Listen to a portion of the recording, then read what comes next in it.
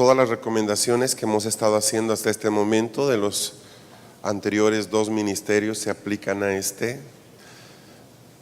No estamos priorizándolos, no estamos hasta este momento dándoles una jerarquía. Estamos hablando de cada uno de ellos con la importancia de ser parte de un equipo, ¿sí? Vamos a tomarnos unos minutos para revisar lo que es el ministerio evangelístico. Probablemente este es uno de los ministerios más amados, más aceptados, menos complicados, que tienen siempre las puertas abiertas. ¿Quién no ama a los evangelistas, verdad? Es un ministerio muy querido por la iglesia, ¿sí? Pero también es uno de los ministerios que más ha perdido su forma. Es uno de los ministerios más prostituidos. Difícilmente hoy día uno puede encontrar un ministerio evangelístico genuino. La gran mayoría de ellos se han comercializado, se han vulgarizado, son usados simplemente para, reforzar ese sentimiento de que estamos ganando las naciones, pero sin fruto ni consistencia a largo plazo.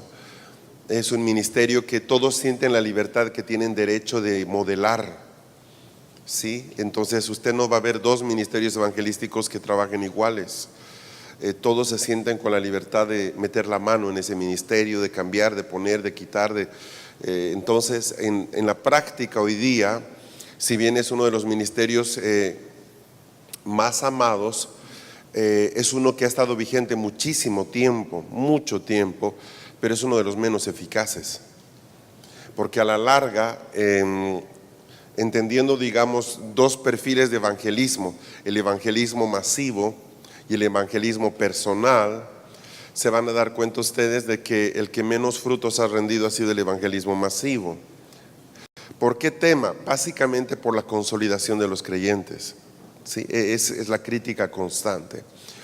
Entonces muchas veces se levantan los cañones en contra de nosotros no sabemos consolidar, perdemos a los que hemos ganado, pero en el fondo es que ha sido tan diluido el evangelismo que no sé si ganamos algo. Una cosa es cierta, o sea, si usted se pone a pensar, cuando Pedro predica, es una explosión de evangelismo masivo. Cuando estuvieron con Jesús era un evangelismo personal. Cuando estuvieron después de Hechos, cuando estuvieron los discípulos en esa primera manifestación del Espíritu Santo abiertamente a toda la comunidad, fue evangelismo masivo. Pero fue tan delineado ese proceso que la gente que entró por la puerta del evangelismo se quedó. Lo digo de esta forma. Ciertamente cuando el evangelismo está bien hecho, aunque no hay un buen proceso de consolidación, la gente que nace.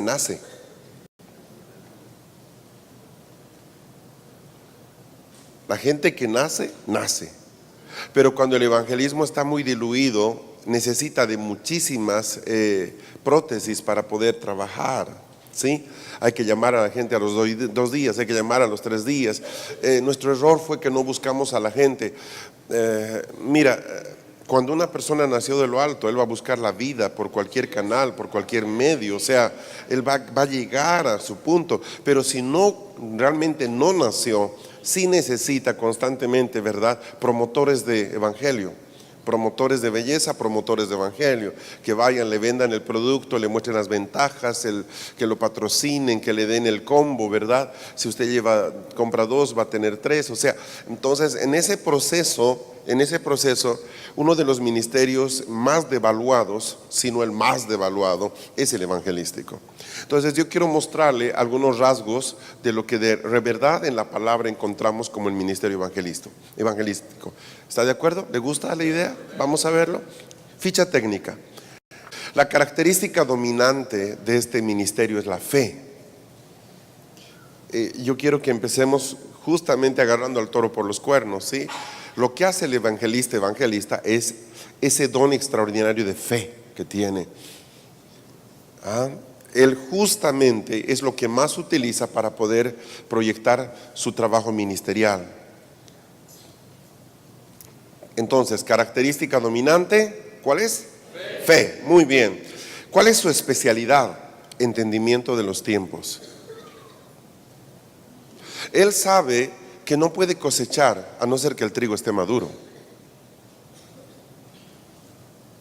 Entonces van a darse cuenta ustedes de un elemento bien interesante. Amados, esto nos toca a todos. Quizás tenemos algunos huecos, por ejemplo, con el ministerio apostólico, porque no hemos, si venimos de una iglesia tradicional, no hemos vivido rodeados de apóstoles, ¿ok?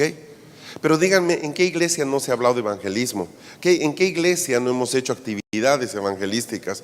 ¿En qué iglesia no hemos participado de un consejo de pastores donde se ha planificado la visita de un evangelista? O sea, esto es algo que lo hemos visto desde siempre, ¿ok?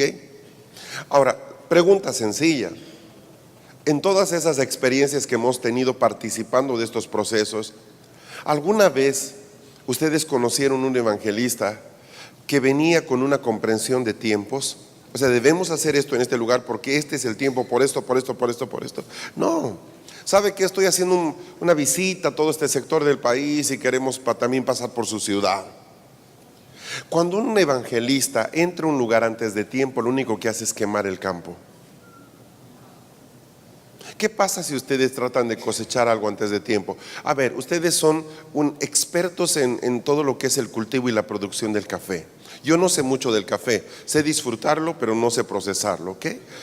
Pregunta, ¿qué pasa cuando sacamos los granos del café antes de que estén maduros? ¿Qué pasa con el café? ¿Por qué se pierde? ¿Que no se puede tomar? ¿Es feo, amargo? ¿Qué? Está verde y...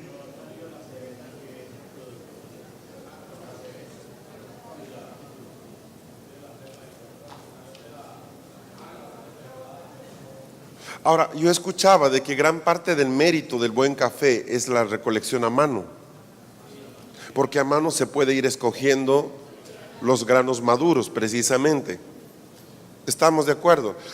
Entonces, a ver, simplemente ajustaremos lo natural o lo espiritual. Es imposible que tengamos una buena cosecha si no sabemos entender el tiempo en el cual Dios ha madurado un determinado fruto para poder recolectarlo. Lo propio pasará con las vides en Chile, ¿verdad? Yo creo que hay un tiempo para cosechar las vides, Pastor Isaías, ¿no es cierto? O sea, no creo que, pues ya sembramos, ya están saliendo pequeñitos, ya cosechemos, hagamos vino. No creo que sea correcto, yo creo que no funciona así. El trigo pasa lo mismo, sí está ahí formándose la capsulita con los granos, pues ya se ve algunos, metamos las máquinas. El tiempo, el saber el cuándo, definitivamente es algo determinante para que nosotros podamos hacer un trabajo efectivo. Amén. Amén. Iglesia, quiero que entienda, o sea, esto es importante. Cuando tú planifiques una actividad de evangelismo en tu congregación, el entender si es tiempo de hacerlo. No, pero pastor, la Biblia dice que prediquemos a tiempo y fuera de tiempo. Sin duda, Dios espera de nosotros una actitud constante de disposición a estar prestos para poder presentar la palabra del evangelio en cualquier momento. ¿Estamos de acuerdo con eso? Pero cuando estoy hablando de una acción evangelística en la cual nosotros estamos desarrollando una estrategia para poder presentar el evangelio a una comunidad, tiene que haber un tiempo oportuno. Cuando yo reviso el ministerio de Jesús, me doy cuenta de que Él no recorrió eráticamente las regiones, sino que Él se tomó el tiempo de ir por acá, volver por allá, subir por aquí, entrar por acá. O sea, como que había una dirección en los lugares que estaba visitando. Entonces, ¿cuál es la especialidad del evangelista? Jesús mismo dijo, miren, los campos están listos para la siega.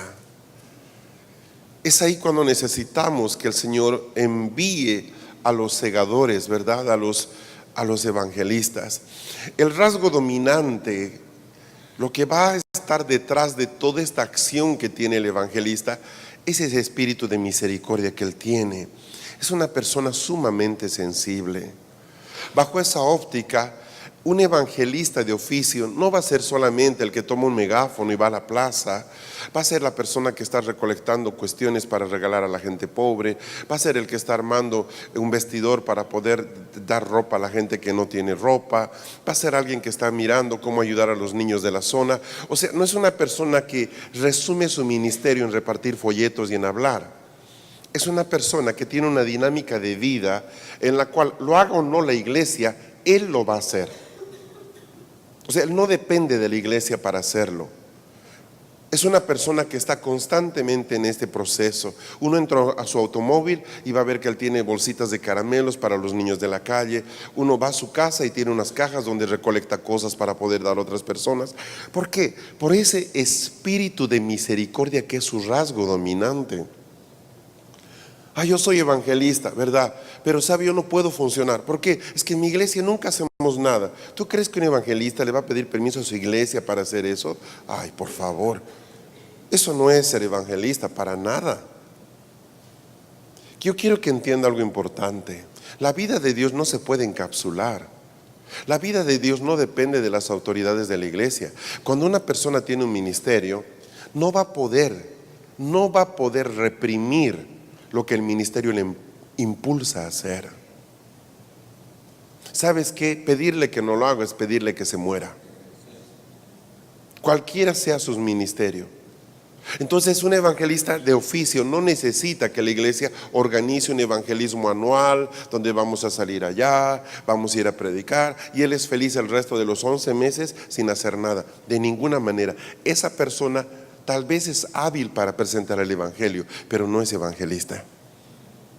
El evangelista vive en esto, trabaja en esto, se mueve en esto, está constantemente predicando el evangelio. Yo tuve una experiencia muy linda que le he contado en varios videos hace varios años cuando fui a California con unos pastores. Yo andaba con dos de ellos que me llevaban por todas partes y los dos eran tremendos evangelistas. Entonces era bien cómico porque llegamos a la ciudad de Arizona, a Phoenix, y estaba yo esperando las valijas. Uno de ellos fue por el vehículo a rentar un auto y pasaron 40 minutos y no aparecía el hermano con el vehículo. De hecho pensamos que había tenido algún problema y terminamos jalando a las maletas hasta donde eran la renta de vehículos. Cuando llegamos ahí había una larga fila, estábamos por rentar en Alamo Rent a Car, se llama el counter, la empresa.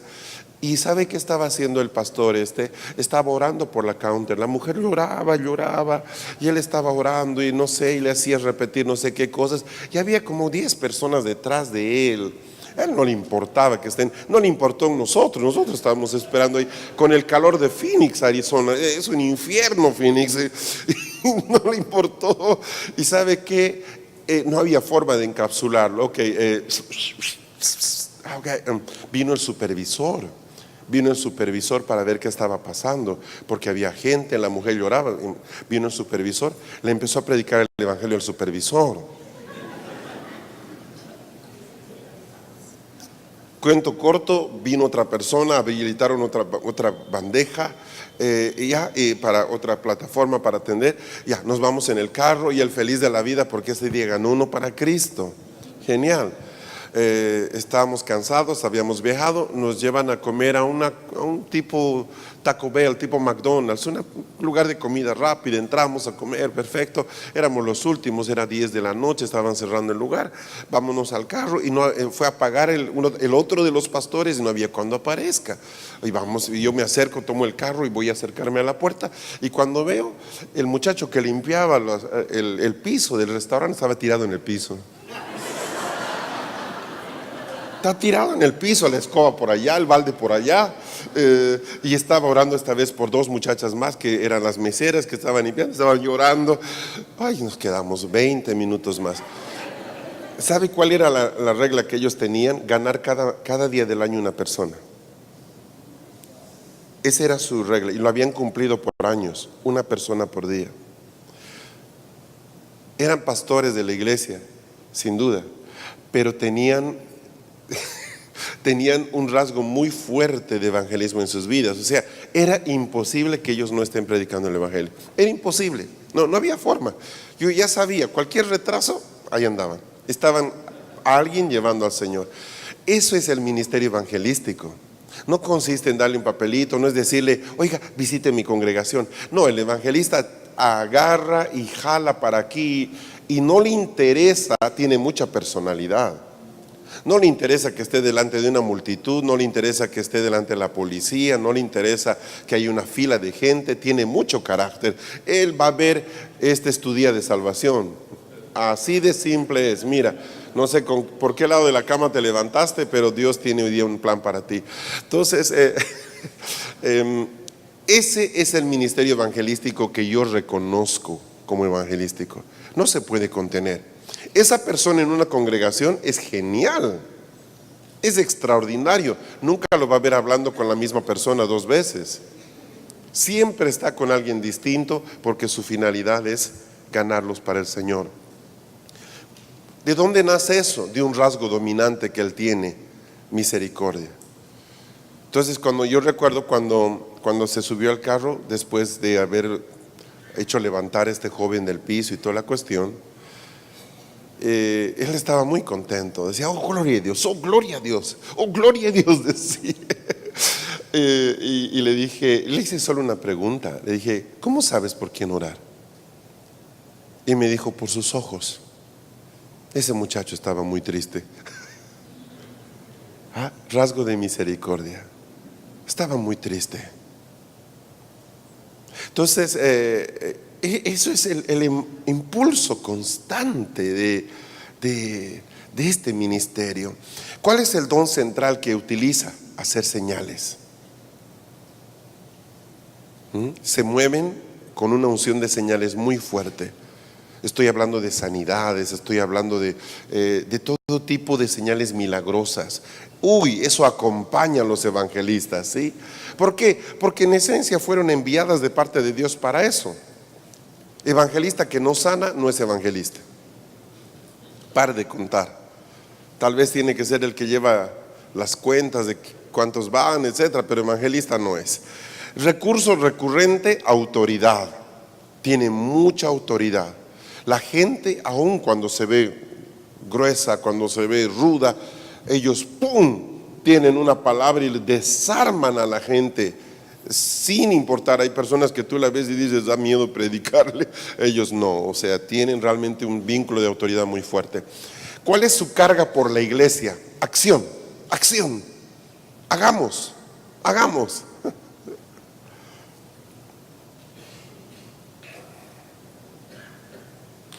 Hechos capítulo 21, versículo 8. Al día siguiente, dice el texto, partimos y llegamos a Cesarea, y entrando en la casa de Felipe el evangelista, que era uno de los 7, nos quedamos con él. ¿Recuerdan ustedes cuando la iglesia levanta 7 diáconos, donde también Esteban es levantado? Bueno, este Felipe era uno de los 7. Es conocido por un episodio también en donde él está evangelizando a otra persona, ¿recuerdan? Es tomado por el Espíritu. Señales, ¿vio? Señales, de un lugar a otro lugar. En el Nuevo Testamento hay más de 20 personas a quienes se les refiere como apóstoles. Solo unos pocos son llamados profetas y solo uno a quien se le llama evangelista, Felipe. En el texto de 2 de Timoteo 4:5, Pablo le dice a Timoteo a que él haga la obra de evangelista. Eso nos va a llevar a reflexionar en algo bien interesante en un momento, ¿sí? La palabra griega traducida en estos versículos como evangelista significa literalmente mensajero o mensajero de bien o mensajero de buenas nuevas. En este sentido, todos los apóstoles también eran evangelistas, ¿es correcto? Claro. No obstante, el evangelismo era solo una más de sus muchas obligaciones de los apóstoles. El ministerio de evangelista siempre está acompañado de señales y prodigios. Siempre.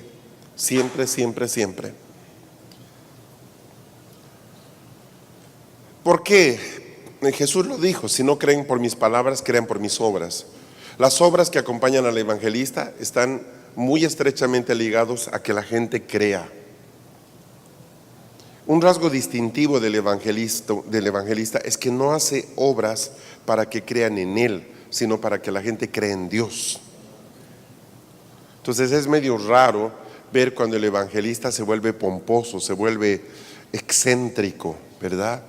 Por los milagros, por eso, porque no es la idea. O sea, Dios no viene a mostrar al hombre, Él viene a mostrarse a sí mismo a través de las señales. Jesús ni siquiera decía quién era cuando sanaba a alguien. Tienen una profunda autoridad para traer liberación a los cautivos. ¿Por qué? Porque ellos saben que para liberar a los cautivos se requiere ejercer autoridad en el nombre de Jesús, se requiere arrebatar el botín con violencia. Entonces ustedes no van a conocer un solo evangelista de ministerio que no cree en la guerra espiritual.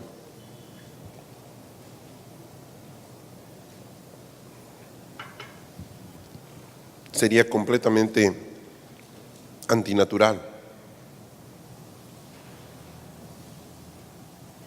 Los evangelistas manifiestan la cruz de manera muy visible.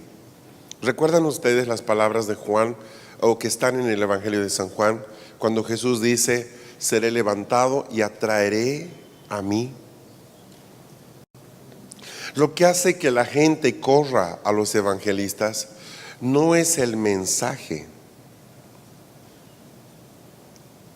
Muchas veces van a darse cuenta de cosas como estas. Un evangelista que predique en un idioma, un traductor que tiene que traducir el idioma en el que él habla para que la gente, la audiencia pueda entender. Si yo parto del hecho de que es la voz la que tiene la autoridad, la voz que está invitando a la gente y que tendría la autoridad de llevarles a la cruz, es la del traductor, no la del evangelista, porque ellos no entienden la voz del evangelista, es otro idioma. ¿Me está siguiendo? Sí. Pero a pesar de eso, multitudes de gente corren hacia él. ¿Cómo puede ser eso? Por una sencilla razón.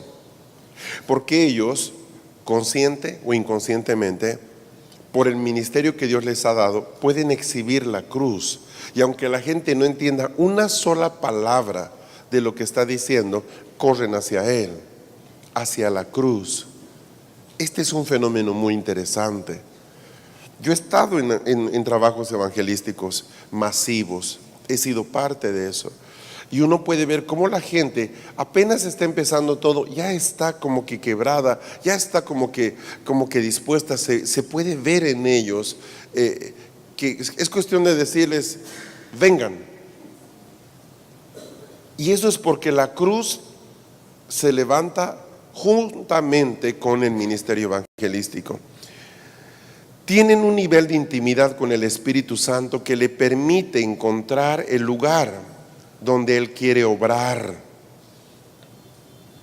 Otra vez, tienen un nivel de intimidad con el Espíritu Santo que les permite a los evangelistas encontrar el lugar donde el Espíritu quiere obrar.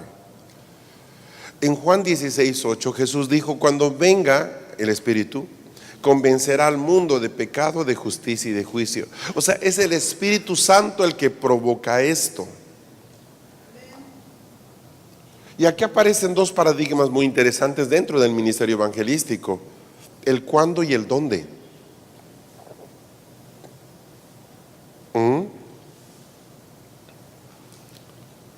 Un ministerio evangelístico serio no es el que acepta una invitación de una comunidad para hacer evangelismo. Es el ministerio que sabe dónde debe ir, lo inviten o no. ¿Por qué? Porque entiende él cuándo y entiende él dónde. ¿Dónde Dios quiere obrar? Y saben, ciertamente, aunque Dios quiere que esto pase en toda la tierra, no todos los lugares están dispuestos a creer. No todos los lugares están abiertos para que el Espíritu Santo les pueda convencer de pecado, de justicia y de juicio. Paréntesis gráfico muy importante, muy valioso. Es imposible que una persona nazca del Espíritu si es que no es convencida de pecado, justicia y juicio.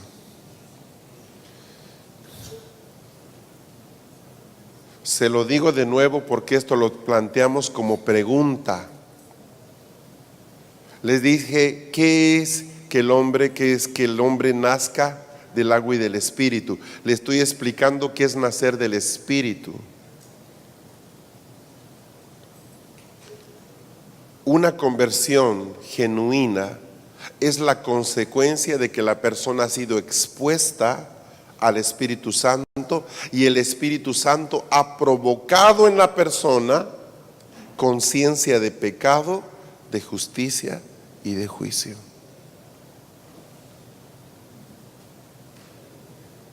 Por lo tanto, la predicación del evangelista es muy básica, muy sencilla. ¿Qué es lo que provoca? Convicción de pecados. No va a ser una persona que va a hablarle de la ciencia de Dios. Su mensaje genera convicción de pecados. Mantiene a la iglesia sensible a la necesidad de la gente no alcanzada. Alguien evangelista en el equipo de líderes es no solo recomendable, es necesario. Dos ministerios que difícilmente trabajan juntos, maestros y evangelistas. De hecho, no se llevan muy bien. ¿Por qué? Porque los campos de acción son completamente distintos de ambos. El evangelista mira afuera, el maestro mira adentro.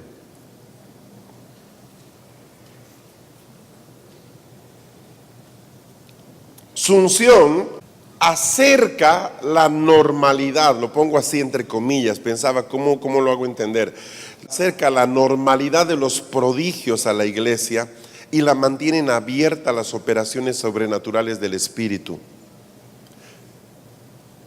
¿Qué es lo típico cuando el pastor de la iglesia es evangelista también? Él no va a cerrar el culto sin una sanidad. Él no va a cerrar el culto sin que alguien se caiga al piso. Él no está, esa reunión fue un fracaso si es que no pasa algo así. Entonces, ¿qué sucede? La iglesia se mantiene siempre abierta a las operaciones sobrenaturales del Señor. Eso es típico en los evangelistas. ¿Me sigue? Si el pastor es evangelista, normalmente la iglesia tiene una característica muy particular. Siempre tiene gente nueva, pero lamentablemente es gente que no tiene profundidad. Entonces se genera una crisis. Ellos no logran crecer, no logran establecerse en diseños de conocimiento más profundos, más pesados. Y algo que sucede es que son buenos lugares para que la gente entre a conocer al Señor, pero son malos lugares para que ellos sean discipulados. Entonces, tarde o temprano esa gente se mueve a otra iglesia.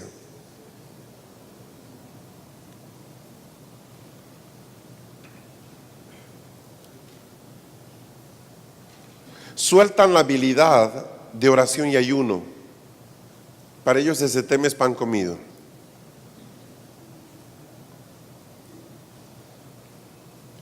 Imparten fe de milagros y alcanzan el cuerpo de Cristo. Como su acción tiene que ver mucho con la fe, ellos siempre están impartiendo esto en la gente.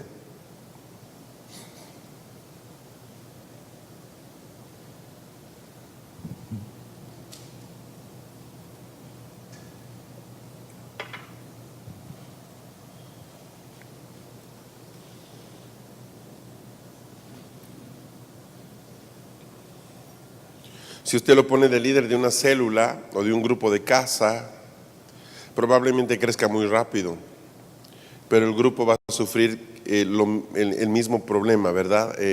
No va a crecer en contenido.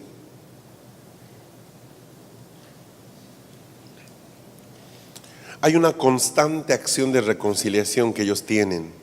Son reconciliadores natos. Ellos no tienen ningún problema de trabajar con tal iglesia, aquí, allá, se unen, ningún problema. Son efectivos con eso. Buscan acciones constantes para restaurar a los caídos.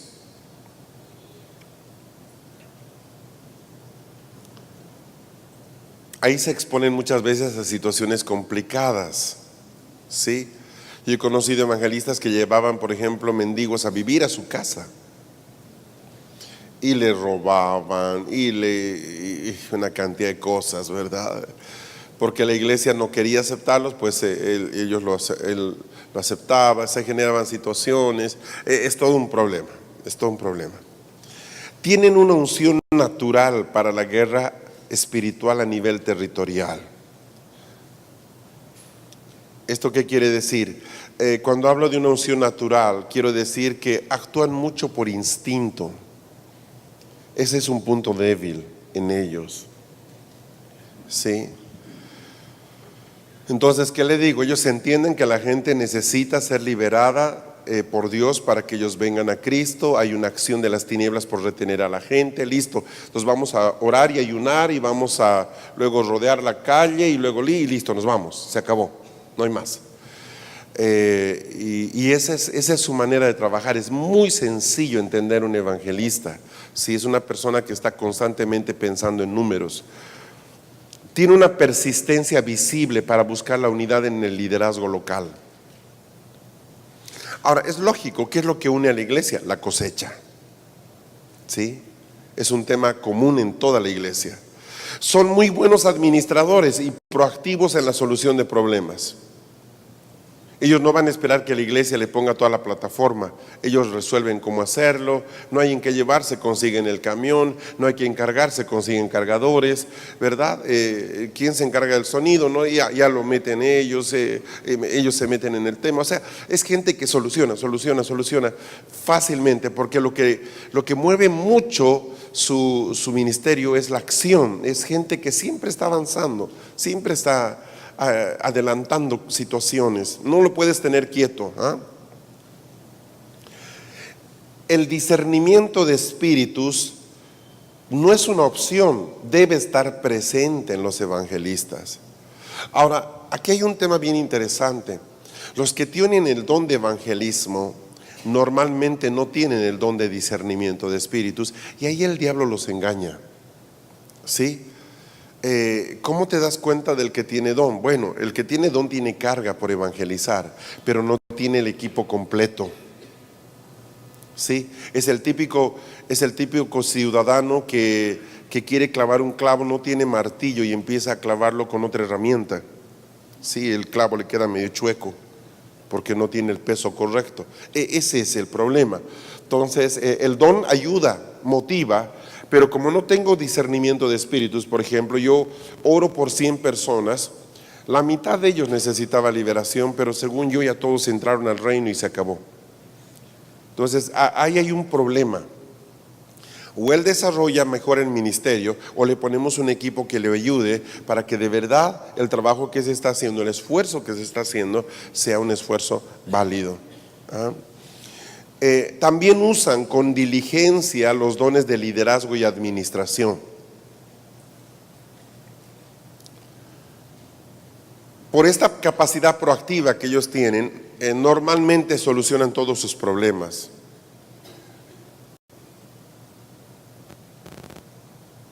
Pastor, mire, quisiéramos hacer algo para ese tema de la fiesta que viene, ¿por qué no vamos a llevar ahí un hogar de niños allá? No, pero es que falta poco tiempo, no hemos anunciado nada a la congregación. Mire, por si acaso me adelanté y hice unos afiches.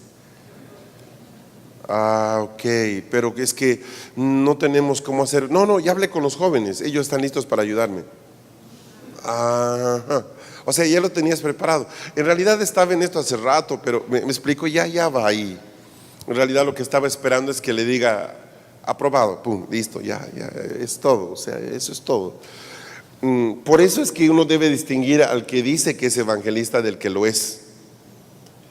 De ahí que tiene excelentes dones de liderazgo y administración, porque él mismo administra su proceso, y aquí cae en un error frecuente. Empieza a trabajar solo.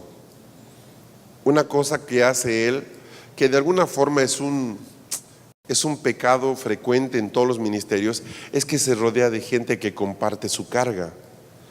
Entonces resulta que todos son igual. Gente que tiene una carga por el evangelismo, entonces lo siguen a cualquier hora de la noche, mueven cualquier peso que está delante a un costado, pero lo que necesita ese equipo para ser fuerte no es más gente con el mismo ADN, necesita otros ADNs para que en esa riqueza ministerial ellos puedan abarcar varias situaciones. ¿Me explico?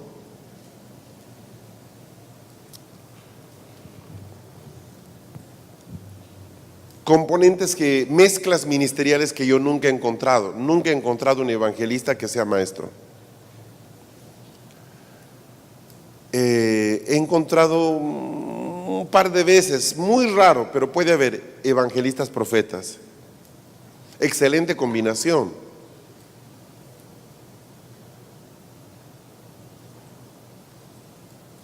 Pero muy poco frecuente.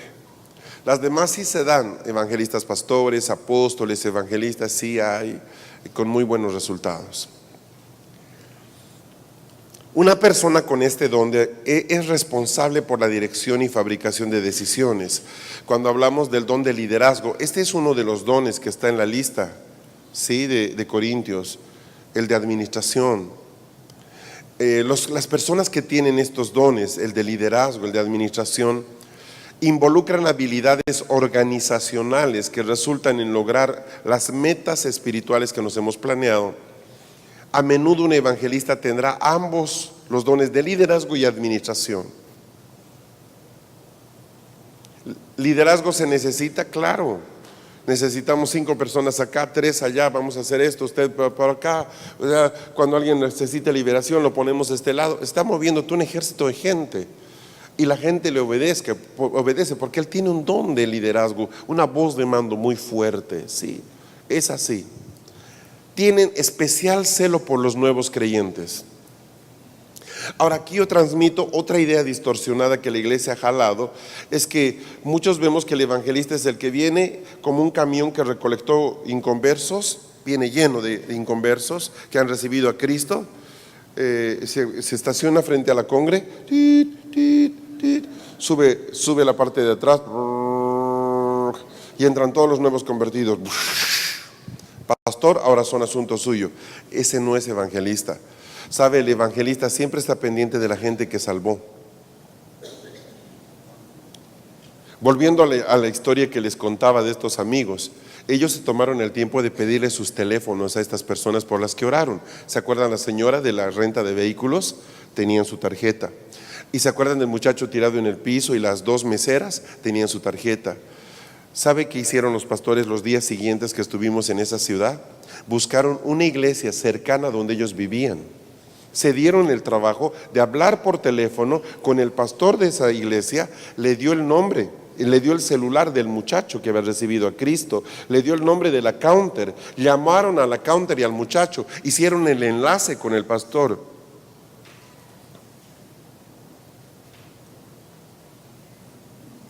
No es gente que provoca abortos espirituales, es gente que recibe a los recién convertidos y ve que van a ir a parar a buenos brazos. Ese es el ministerio evangelístico. ¿Me está siguiendo? ¿Entiende lo que estoy diciendo? Pastor, gané 10, ahí ve, usted los discipula y yo los gano. No, eso no funciona así. Con mucho gusto el pastor va a discipularlos, desde luego, pero no es que él se desentiende del tema. Me explico. El verdadero evangelista siempre va a estar pendiente. Pastor, ¿se acuerda que le traje 2 personas? Sí, ¿por qué no me las llamó? Mire, le di el teléfono. Resulta que yo hablé el otro día con ellos y nadie los buscó. Yo le dije que, ay, sí, perdóname, ¿puede buscarlos? Mire, le he pedido que vengan este domingo de nuevo, los voy a esperar yo. ¿Podemos poner un líder para ellos? ¿Nota? Ese es el evangelista. Tiene una atención genuina por el nuevo creyente. Su vida se complica porque él está atendiendo muchas situaciones. Entonces no pone solo el énfasis en ganar, pone el énfasis en preservar. Y está atento a esa dinámica. Él se siente responsable por los que ganó. Ese es un punto muy importante. Ahí ustedes van a distinguir al evangelista del evangelisto.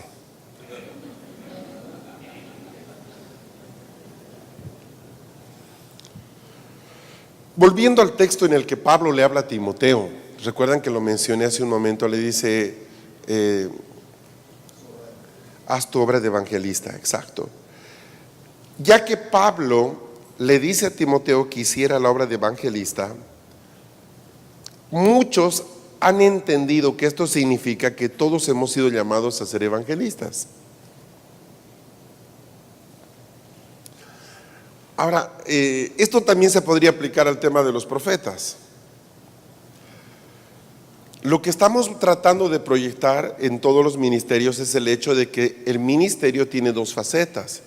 Tiene la faceta de don y tiene la faceta de ministerio. Todos podemos acceder al don, casi siempre sí, siempre cuando el Espíritu Santo nos lo quiera dar y nosotros estemos abiertos a recibir lo que el Espíritu Santo quiere darnos. Si usted tiene las manos cruzadas, ¿verdad?, y se acerca aquí al frente para que yo le dé algo, es difícil que pueda usted agarrarlo. O sea, tiene que tener una disposición para querer algo nuevo.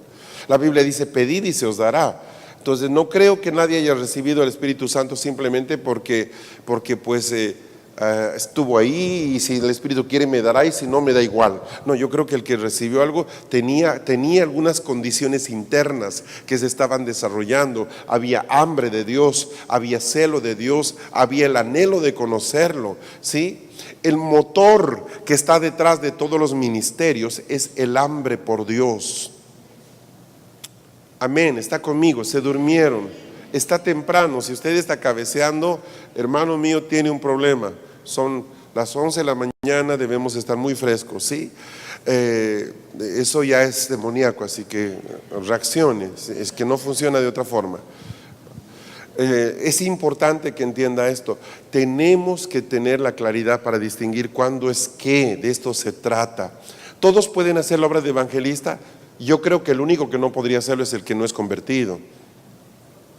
Todos podríamos hacer la obra de evangelista, pero en un nivel de don. No podemos dominar eso. No vamos a tener tanta carga para poder desarrollar todo lo que tiene el evangelista, la capacidad de los milagros, las señales, ¿verdad?, la carga, el ministerio de misericordia, todo lo que involucra, ahí se nota el ministerio.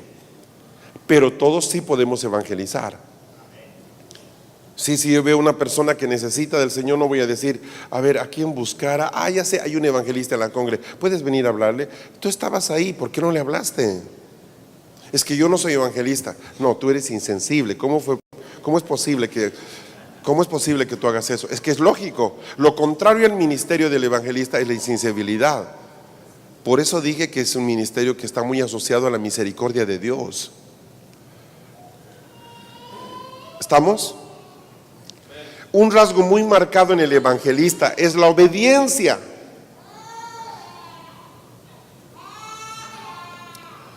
La obediencia no solamente a los hombres, sino especialmente a Dios. Entonces usted lo va a ver al evangelista, mire, caminando por la calle y de repente para.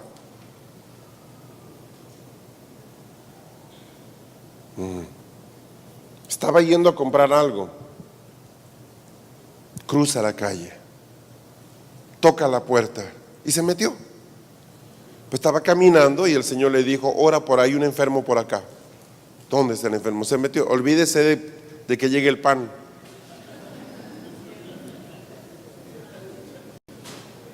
Olvídese de que llegue el pan. 2 horas después sale el hermano y vuelve a casa, feliz de la vida. ¿Y el pan? ¿Cuál pan?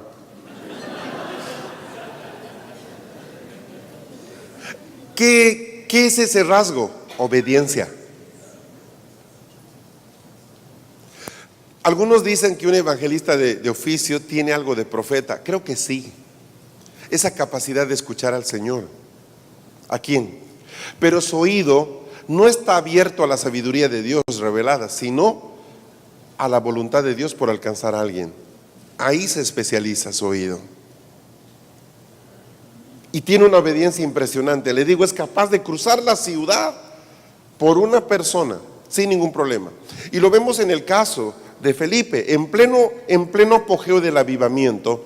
Recuerden ustedes que 5,000 personas se habían convertido después de la prédica de nuestro hermano Pedro en toda una ciudad. Felipe es guiado para irse a predicar el evangelio a un solo hombre en el desierto. Esto requería de él una gran sensibilidad y una obediencia tremenda al Espíritu Santo, ¿correcto? Es cierto.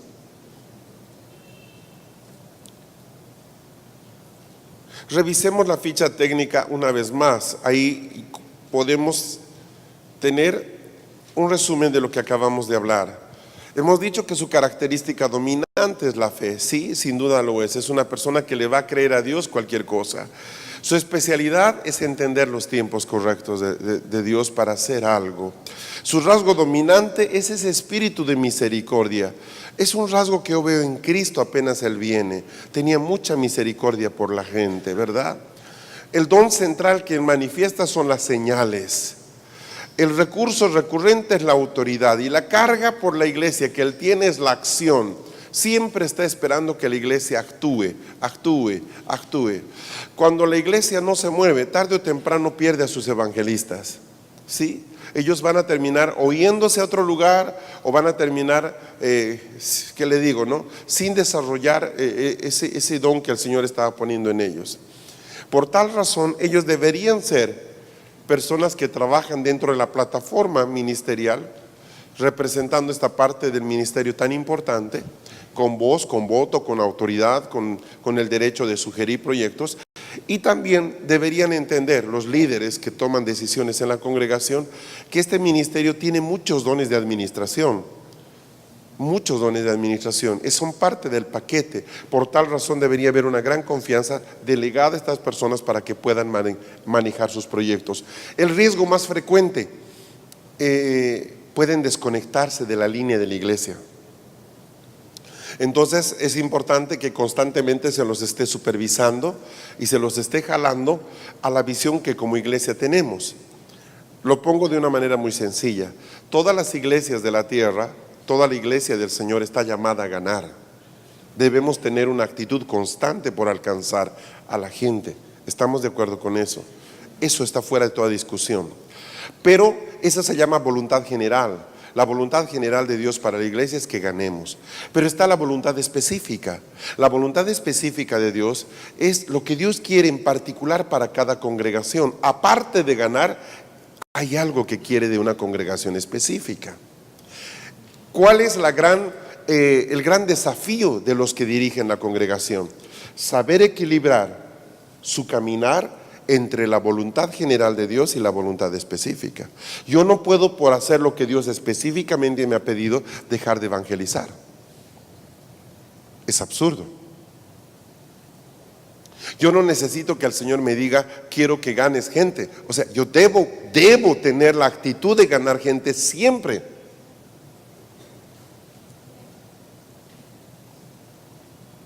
¿Se entiende eso?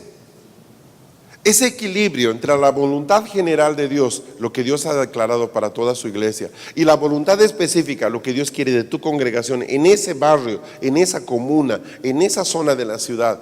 Dios te puso ahí por una razón. Tú vas a quebrar tal cosa, tú vas a abrir las fuentes estancadas, o tú vas a cambiar la educación, o tú vas a sanar las familias, o tú vas a sanar la tierra. Esa es la voluntad específica. Yo no puedo, por hacerlo específico, dejarlo general,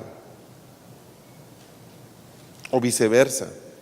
Entonces, por ejemplo, cuando nosotros hacemos una acción de intercesión territorial, vamos a un lugar que era una cueva de demonios, vamos a un lugar ahí donde estamos yendo a confrontar el poder de las tinieblas. Listo, ahí se fue con sus profetas, intercesores, salmistas. Una vez que han hecho eso, ¿qué es lo correcto hacer? Prediquen el evangelio a algunas personas que están por ahí. Yo no sé cuántos de ustedes han visto nuestro documental acerca de la toma de la ciudad de Potosí. La primera vez, 5 años antes de que tomáramos la ciudad, 5 años antes, eso no se ve en el video. Cuando fuimos ya por primera vez un equipo al cerro de Potosí, fui con un pastor colombiano que vivía en Estados Unidos, fui con un profeta argentino que vivía en la ciudad de Buenos Aires, y fui yo. Y fuimos a hacer un acto profético en ese cerro. más con algunos pastores de la ciudad. Y sabe, nos metimos a donde estaba la imagen del tío, ese diablo, los diablos que hay dentro. Y como no puedes entrar sin una guía o un guía, quien nos introdujo a ese lugar era una señora, una mujer, que trabajaba en una agencia de turismo. Ella nos metió al cerro.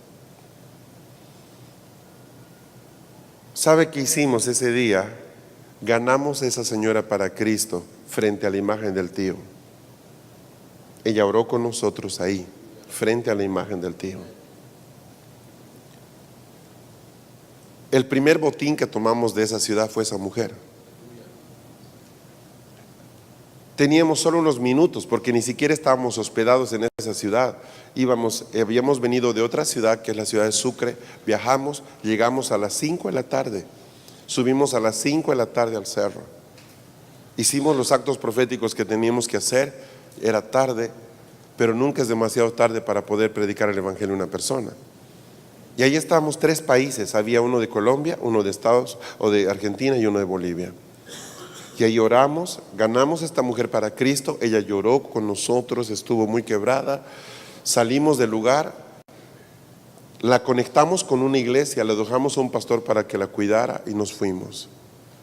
Y cada año que volvimos después de eso, íbamos a visitar a esta mujer y hasta este día ella sigue en Cristo. Tomamos el cuidado de ver que ella no deje de congregarse. Entonces, mire, fue una visita, solo fue una visita, pero ganamos una persona. No debería haber actividad de la congregación que hacemos fuera del local que no tenga alguna cosecha en personas. Debería ser parte de la cultura de la congregación. Chicos, van a irse este sábado a ver una película, todos los jóvenes. Bueno, ¿qué película? Ok, vayan, está bien esa, listo. ¿Van a irse a comer luego algo? Sí, en el patio de comidas. No pueden volver a ir a ver una película si no ganan al joven en ese lugar. No pueden volver a ir, no me lo vuelvan a pedir más. ¿Por qué? Pero estamos yendo de paseo. Espérate un rato. Todo lo que la iglesia hace tiene una finalidad y es extender el reino. Sabes que en ese patio de comidas hay más de 50 personas que necesitan de Cristo. Vayan a ver la película, ningún problema. Vayan a comer algo, ningún problema. Pero si no vuelven con una persona nueva, hasta ahí llegó su salida. ¿Qué estoy formando ahí? Misericordia. ¿Y sabes qué? Los chicos son desafiados y lo van a hacer. No solo eso, les va a gustar. Exacto, de eso estoy hablando. Entonces no se trata de que tengamos que organizar como iglesia una campaña, ese horrible nombre, cruzada. Señor, Dios mío, qué ingeniosos somos. No necesitamos eso. Es una cultura dentro de la iglesia el ganar gente, debería ser una cultura. Ay, mi pastor, ¿sabe? Yo estoy muy triste porque hace rato no viene gente nueva a nuestra congregación. Oye, ¿por qué usted no hace algo?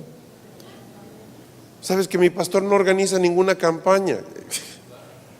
Yo tengo mucha carga por los perdidos. Eso es falso. Lo que pasa es que se está aburrido, ya no tiene con quién chismear. Toda la gente de la congregación ya le tiene cuidado, está buscando víctimas nuevas. Déjese de cuentos. Si esa persona tiene carga por la gente, ¿usted cree que va a quedarse con la boca cerrada afuera? No va a dejar de hablar del Señor, va a traer siempre a alguien, semana tras semana, va a estar con alguien ahí a su lado. Y va a llegar a eso. Si está en una iglesia en la que no le dan la hora a los nuevos, va a ganar gente y la va a llevar a otra iglesia, aunque se congregue en otra. Porque no puede callarse. La vida de Dios no se puede encapsular. No requiere un certificado. Desde hoy te nombro evangelista. Al fin puedo desarrollar lo que Dios me dio. Nadie opera así. Los ministerios son una función. Amén, una función. Yo camino en esa dirección y veo el respaldo de Dios en lo que estoy haciendo. De eso se trata. ¿Qué necesita la iglesia para activar a los evangelistas? No perder la misericordia. Sí, es muy importante que aquí, yo sé que hay muchas iglesias que están metidas en lo profético, que están realmente con cargas muy pesadas para ganar sus ciudades. No pierdan de vista de que el evangelismo nos mantiene sensibles. Amén. ¿Se entiende eso? Viene Navidad, ok, viene Navidad. Nosotros no celebramos Navidad, ok, no celebran Navidad, pero la gente de afuera sí. ¿Qué te parece si ustedes reúnen algunas cuestiones y pueden aprovechar estas fechas para poder dar algo a la gente y mostrarles que el Señor las ama? La iglesia que no celebra, no lo celebre, listo, ningún problema. Usted sea feliz. No lo celebre usted, pero que lo celebre la gente que no conoce a Cristo. O sea, es una oportunidad para poder extender ese brazo de ayuda que la iglesia puede hacer. ¿Me explico? O sea, es sencillo.